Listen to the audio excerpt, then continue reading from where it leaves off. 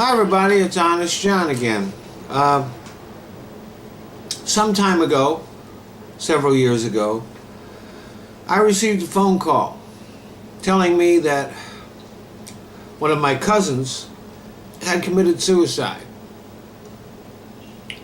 Naturally, I was shocked, but my shock gave way to anger when I learned that he did it the night before his sister, whom he hadn't seen in quite a long time, was flying in to visit him. I guess he had in mind that she would find his body when she got there. This was the ultimate fuck you.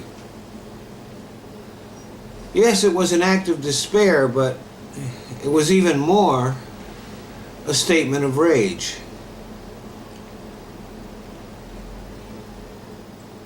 The fact that he would subject his sister to that made me furious. So when I heard about Robin Williams' suicide, that memory came back. Fortunately, the anger is now gone. I have moved on from that. During my pre-comedy career, I worked in the psych field.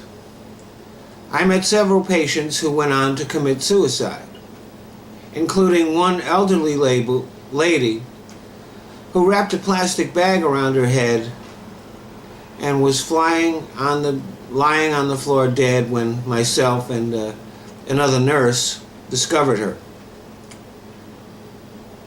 A couple of hours earlier, she had received a visit from her husband, and I had been sitting near them and overheard their conversation, which was pretty unpleasant. Basically, they were just sniping back and forth. So it's possible that she was giving him the big fuck you.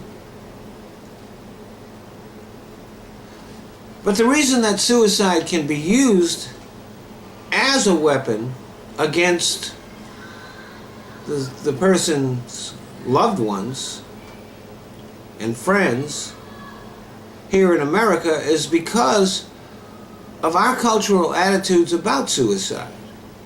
In Western culture, suicide is a huge taboo. And so when someone commits suicide, it has a huge impact on the family and friends of the person who does it. In other cultures where attitudes towards suicide are very different, it may be considered an honorable thing to do, or even an act of love. So that there are cultures in which the act of suicide has absolutely no shock value to those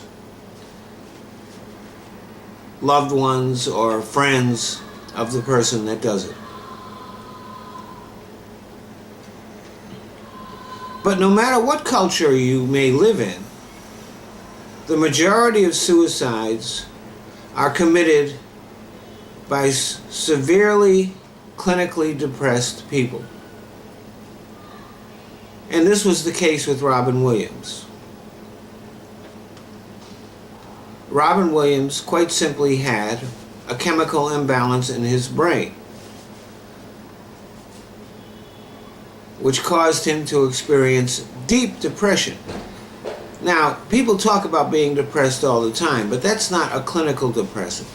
A clinical depression is, imagine the saddest you've ever been and multiply it by a couple of thousand. So those idiots who have disparaged Robin Williams or accused him of cowardice are guilty of a massive amount of ignorance. Clinical depression is quite simply an illness. It is caused by an imbalance in brain chemistry. And Williams' diagnosis of Parkinson's disease indicates that the chemical imbalance in his brain was growing worse.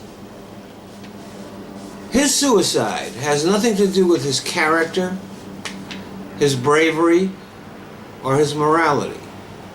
He had an illness which is difficult to treat and is at times fatal, and there is nothing shameful about it. Thanks for listening.